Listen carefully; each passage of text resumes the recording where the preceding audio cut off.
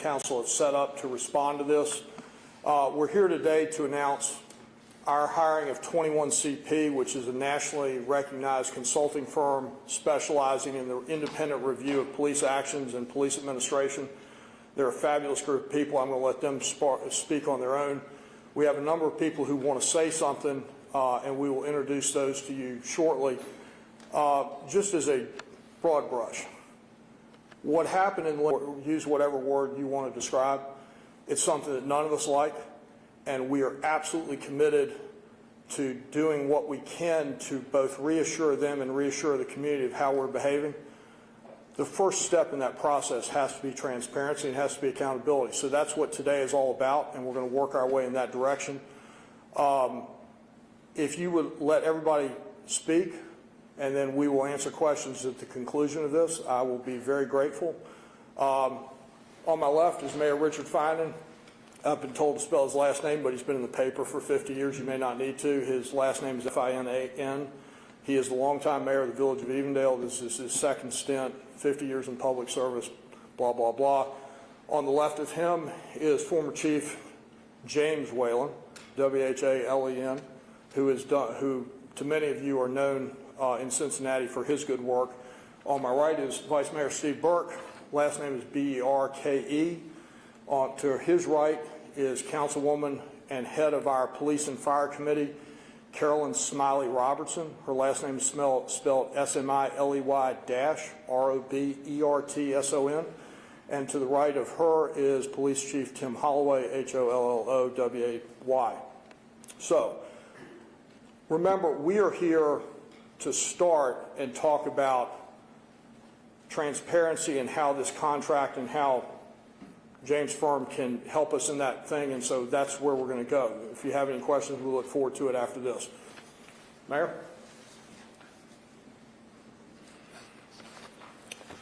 Thank you. You know, we fully acknowledge and apologize for not meeting or speaking with you sooner about the problems that came up in Evendale. But we had our hands full for a while. And it was decided that one of the best course of actions was to determine what exactly happened on that day, which took a while. And then because we decided for more accountability, we decided to bring an independent body in to review the day in full. And that unfortunately took some time to make all those arrangements. We stand before you today on the accountability matter, transparency matters, the trust between law enforcement and the community is foundation to our communities. On February 7th, the hate group disrupted our community to no extent, and concern have been raised about the police response. We recognize these concerns, and we have taken them seriously. That's why today we are announcing a fully independent review of the event February 7th by one of the most respected public safety consulting firms in the nation. In addition to this review, we have requested one to be conducted by the County Prosecutor of Hamilton County, and I presume that one is already in ongoing situation. Improving, we want to improve. We want to try to make it better, see if we did things wrong on that day. In addition to this, we are setting a community conversation with people in the affected communities over the next few weeks to try to learn more about the situation. And now I'd like to present to you retired Chief Jim Whalen, tell you about himself and a little bit about CP21. Jim. Yes, sir. Good afternoon. My name is James Whalen. I am a senior advisor for 21st Century Policing Solutions. I want to tell you a little bit about the firm, and then I'll tell you a little bit about what we're going to do. 21st Century Policing Solutions is a national consulting firm that helps cities, universities, and other organizations effectively tackle the challenges of delivering safe, just, constitutional public safety services. Our founding partners were selected by President Obama to lead his 21st Century Task Force on Policing during his term, which culminated in a pioneering report on contemporary policing that offered common sense, pragmatic ideas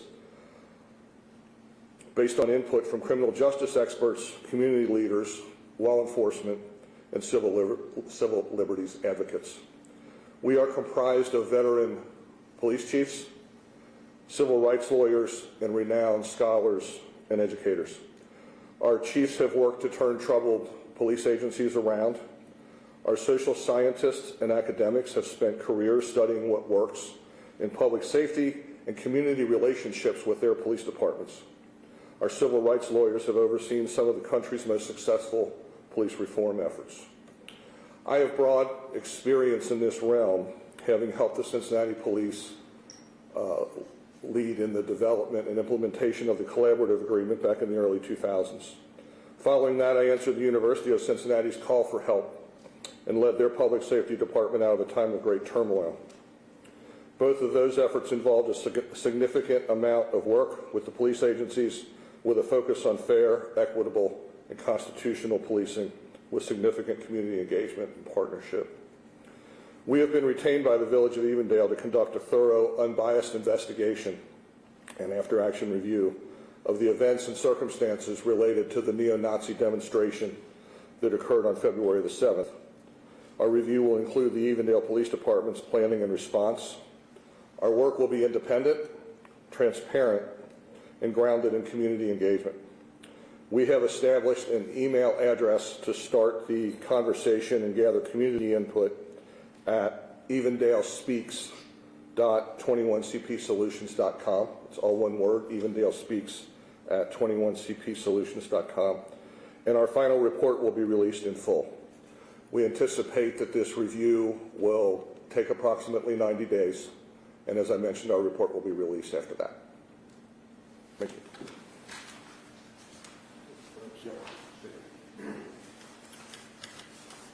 You heard the mayor mention community conversation. Carolyn Smiley Robertson is going to take a couple of minutes and just talk about that.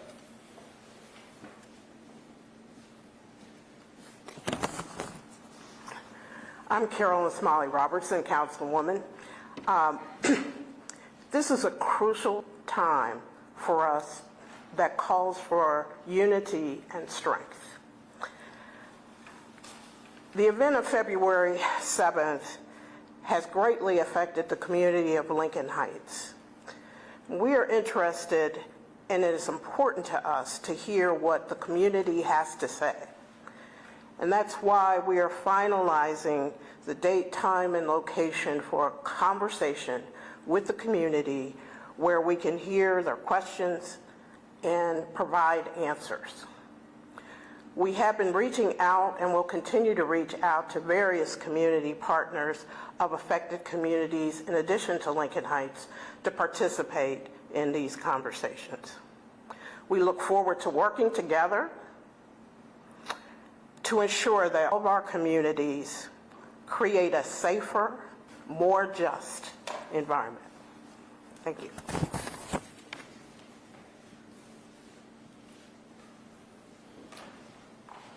That concludes all of our prepared remarks, but my suspicion is some of you have things that you would like to ask. We're going to take questions for about 20 minutes or so until we've exhausted them, and so in no particular order. James Pilcher, Local 12. First of all, any reaction or have you felt any impact from the people that have called for the boycott? And then, as you probably know, some of the people that have been upset about this held their own press conference just started an hour ago, and we have another reporter there, and they are saying they feel that they should have been consulted on the choice of 21CP. They do not agree with that choice. It should have been a collaborative effort, and they want the police officers who apparently or may have assisted the neo-Nazis to be fired. What is y'all's response to those? Well, that's a whole mouthful. In no particular order. Look, let's talk about things that are really important.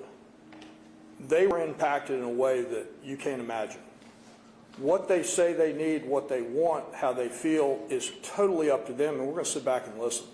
There are all kinds of voices that we have been reaching out to behind the scenes. While we have not been public, we have very much been engaged privately.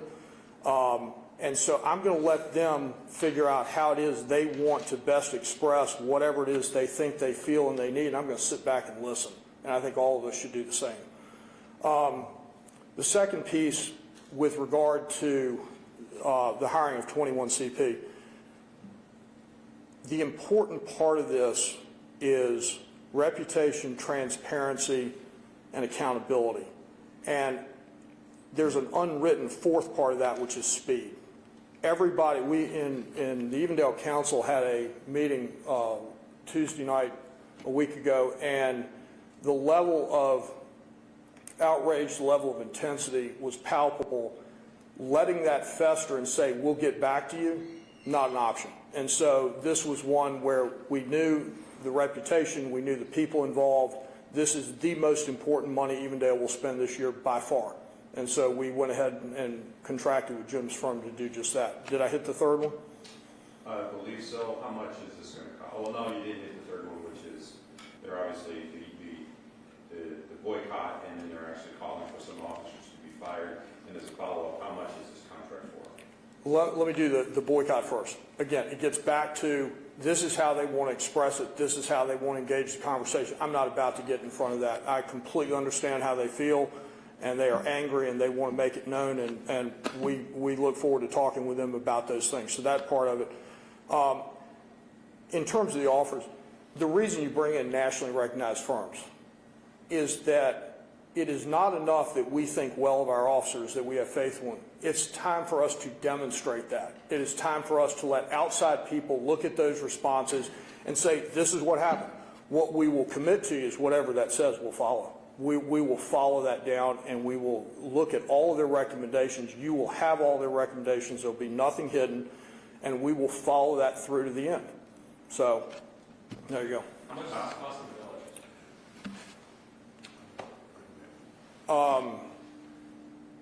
I believe the number that we're working on is just shy of $70,000. I have a quick question. You is on Channel 5. As you unpack what happened, and so many people are Monday morning quarterbacking everything, and it's so difficult to even get our heads around. And I'm wondering, and this might be the Chief Whalen, Chief Holloway, I don't know, but it's what I'm learning, and my station of life, which is not the station of life of people living in Lincoln Heights, writ large, is that the easy access on and off the interstate there may have made that a more logical place for these people to show up and do their demonstration or whatever you call it. And that, it makes me wonder, from a policing standpoint, you know, were you aware of this, that a possibility? I mean, you never know what can happen day to day. Obviously, anything could happen. And I don't know. I just Chief, why don't you come up here and it's help kind of out? looked, but it is like something maybe people are wondering, should you maybe have trained for the possibility that this could happen, and here it happened. And here we are. So as far as did we have any knowledge of it? No, we did not have any advanced knowledge of it. The first knowledge that we had of it were from phone calls to our department here, as well as calls to the Hamilton County Communications Center when our officers were dispatched. So we had no prior knowledge of it. Any public space, as you can imagine, can suddenly become the location of a demonstration. So all of our officers have of the Ohio Police Officers Training Academy out of the Attorney General's office. They have some training on crowd management. I don't want to say every single officer, but I will say most of our officers. I think a year or two ago that may have been mandatory, but I don't want to commit exactly that. But we have had some training, and I know Chief Whalen, 21st Century Policing, they helped the International Association of Chiefs of Police draft their crowd management policy. And I can tell you, not with having gone through a full review, which will take some time, our department's actions that day were very consistent with the IACP model policy on crowd management. Chief, Just real quick. Yeah, go ahead first. Nick from WBXU. Just a couple quick questions. First, are there concerns that this could happen again? I know that someone decided last night for distributing paint material over on the block on the night side. And then the second question, I know that there's this report coming. Is there anything that kind of jumps out that might have to happen differently if this does happen? You know, these sort of demonstrations, they're always a possibility anywhere. And could you, the second part of your question, I know that there's a report there's going to be this kind of assessment of what happened, but is there anything that kind of jumps out immediately as like, oh, we need to do this different next time? no, nothing that jumps out immediately, and it's best to wait for our internal review. The Sheriff's Department is doing internal review, the Prosecutor's Office is reviewing it, and then 21CP's work. Those are things down the line where you look at it. But I've never been involved in any police incident where you didn't learn some lesson. So, One of the big things that has been pushed is that some of these people should have been arrested. I know that you've said before you didn't know who they were. It's hard to charge them. Some of their identities are becoming known. The Hindley County Sheriffs has said they know who owned the Jeep that got stranded, different things like that. Have you guys considered going back and looking at any potential charges that could be filed in this case? that is specifically what we've asked the Prosecutor's Office to determine. Okay, so it's kind of Village office, correct? Yes, that's correct. I have a question maybe for the mayor, just as an elected leader, sir. The call by Sheriff McGuffey to, and now State Rep Cecil Thomas, to pass legislation in Columbus to make wearing a mask, an intimidating mask while holding a firearm. What's your view, illegal? What's your view on that? And then First Amendment issues are involved there too. What's your thought? Well, I think any legislation regarding gun control, gun problems, will have a difficult time in the Ohio General Assembly. I've been there, I was there 30 years, and I know what the feeling pretty much is. A lot of my friends are still there. And I think that any legislation controlling guns will have a difficult time in the Ohio General Assembly. But we would advocate some of the things, such as wearing a mask and intimidating and that kind of thing, as being prospects for them to take a look at. And it's like Sheriff McGuffey said, you probably saw last week, this is a thing that police officers are having to face more and more, and it doesn't have to be just this. It could be any number of causes where people now are wearing masks, we're coming out of COVID, we're all wearing, and that makes it hard for these men and women, arguably for those that favor this kind of approach. Yeah, and I don't think it would necessarily fall on all deaf ears. I think there's a possibility we could make some headway with the General Assembly. Mr. Mayor, I wanted to also get your 2 cents in on this new call for a boycott of all businesses in Evendale. They're after the people in Lincoln Heights that are upset about this today reiterated their request that nobody spend any money in Evendale. What's your response to that? Well, so far we've seen no evidence of that that I can tell. Some of our bigger stores are probably immune from that because they're so large. Our smaller stores, I think they take from a different level of persons, different area of people, and we've not heard any complaints about boycotts or anything like that so far. Mayor, real quick, you've been in this position, you know this terrain better than anybody in this room. Yes, sir. And, I've been here for a minute too, and Lincoln Heights historically, there have been phases where periods of time where it's been a rougher neighborhood and has had some real challenges with law enforcement. I know one of the first women that I encountered that day, like a half an hour after the craziness, she's like, we've been featured as being on the rise kind of community for Black History Month programming and so forth. And I found that striking, and she felt like they really targeted this village, Lincoln Heights. Just what's your message to the folks of Lincoln Heights, understanding that, I used to cover crimes there back many moons ago. I haven't been back in a long time. That's a good sign. I certainly don't come to Evendale very often, which is a good sign. But what's your message to folks that feel like we're making strides at Lincoln Heights and this is just such a setback? Well, I think since Lincoln Heights adopted the Sheriff's Office to take care of their crime and their law enforcement and things like that, there has been a substantial reduction in crime in Lincoln Heights. And we keep asking and continue to do that, and we'll work with you, work with your people over there. We make fire runs over there, life runs, all kinds of things that we do on a regular basis. And we've been working with Lincoln Heights for some 10 years, very effectively. A lot going on. We've got legislation moving in Columbus that we've worked with Lincoln Heights about, and which their administration fully supports in what we're trying to do and trying to make it a better community. Mr. Mayor, how much did public pressure play a Yeah, I'm sorry. How much public pressure played a role in why the village hired 21 CP? We could feel some public pressure, yes, but it's the same thing. We felt it was essential for us to be transparent about the situation, find out exactly what happened, and move forward on that level in everything that we can do. And that's why we felt it was crucial to hire CP21 after we looked at their resumes, and to be able to continue to be supportive, we think, of Lincoln Heights as far as what we do there. Question for the chief. In the description for 21 CP, one of the things that we talked about just now was helping trouble the police departments in situations like the one we're talking about on February 7th. Would you describe your department as being a trouble police department? Absolutely not. We have a very professional police department, and our officers conduct themselves as professionals day in and day out. Chief, let me take this for a second. Look, one of the things that's really important here is bad things happen, and you have to respond to how bad things happen. Just because bad things happen to you doesn't make you a bad person, doesn't make them a bad department. We have to behave, and we have to prove that.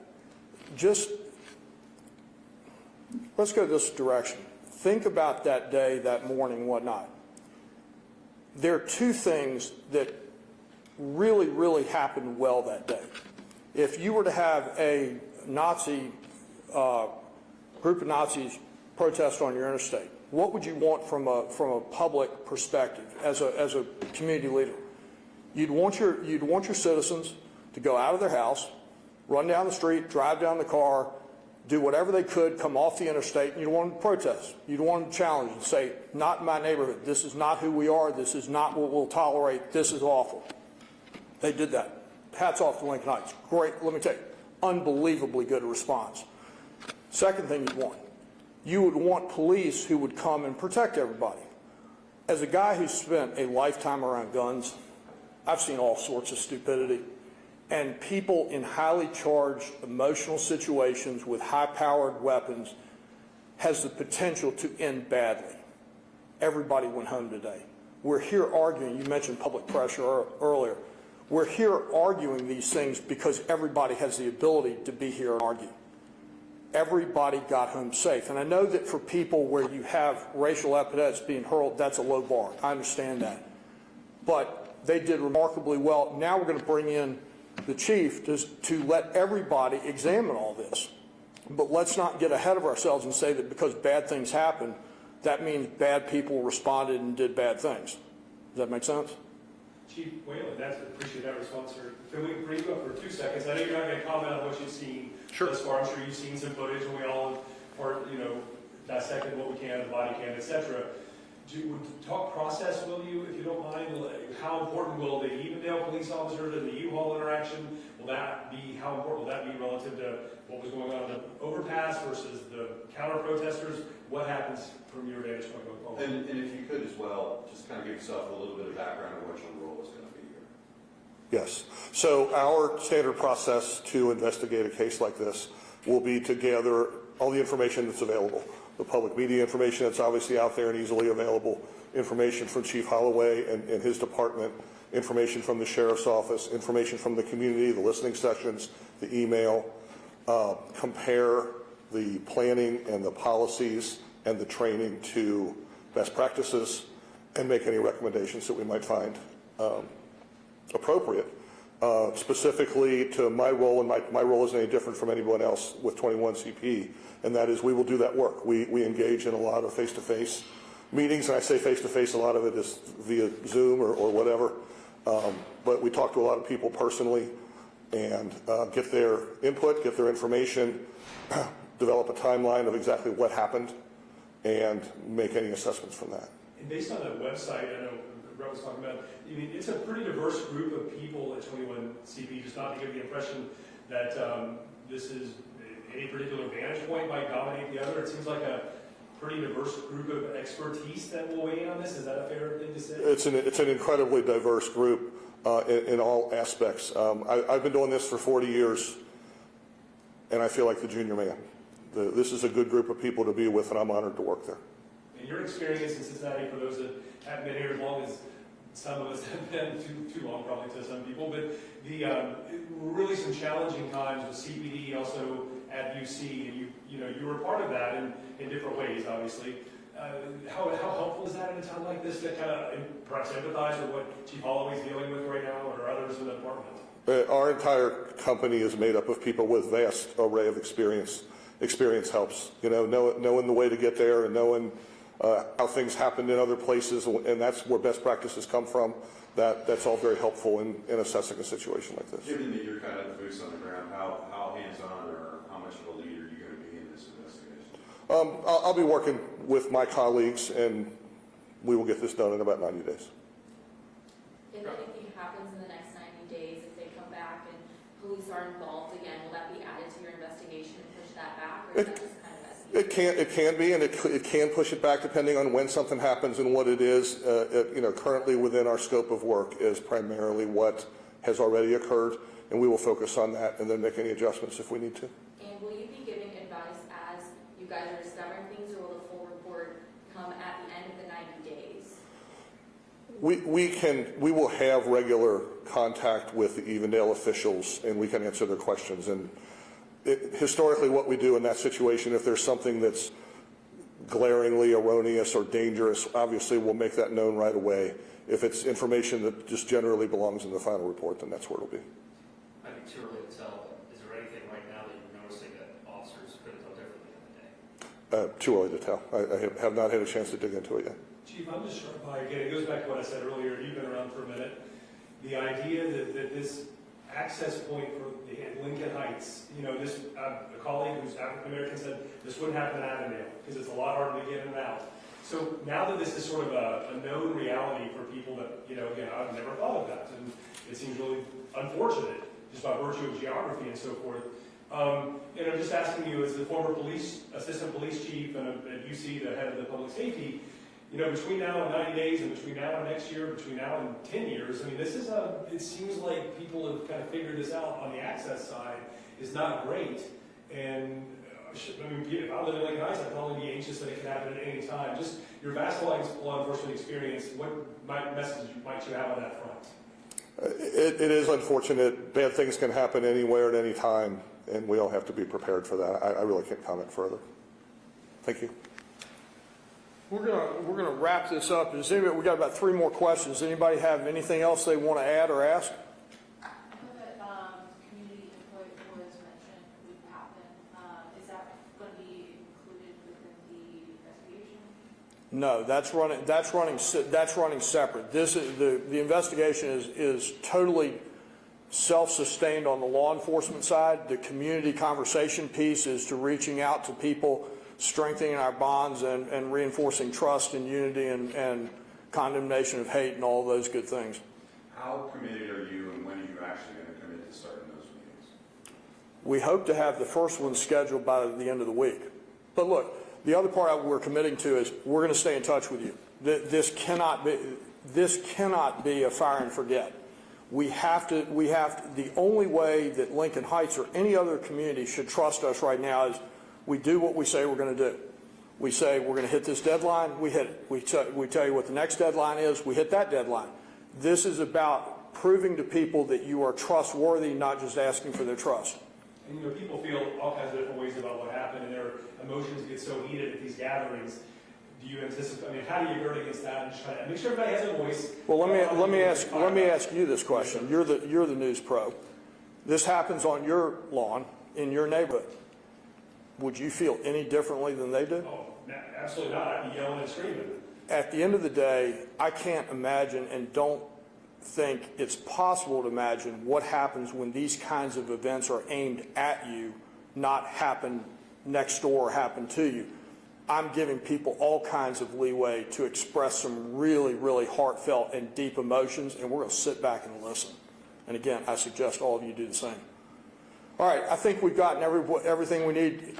Thank you very much for coming. We appreciate it, and we will be in touch with all of you in the future.